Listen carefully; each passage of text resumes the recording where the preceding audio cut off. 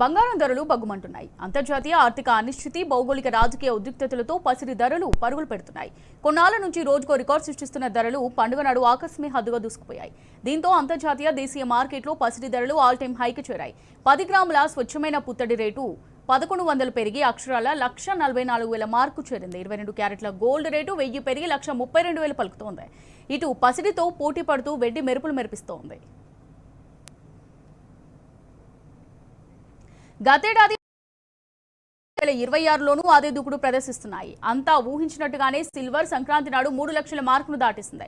తాజాగా all time record నమోదు చేసింది. ఈ రోజు కిలో వెండిపై 15,000 రూపాయలు పెరిగింది. దీంతో కేజీ వెండి ధర ఏకంగా 3,07,000కు ఎగబాకింది. దీంతో వెండి మాట వింటేనే బెంబెలెత్తిపోతున్నారు సామాన్యులు.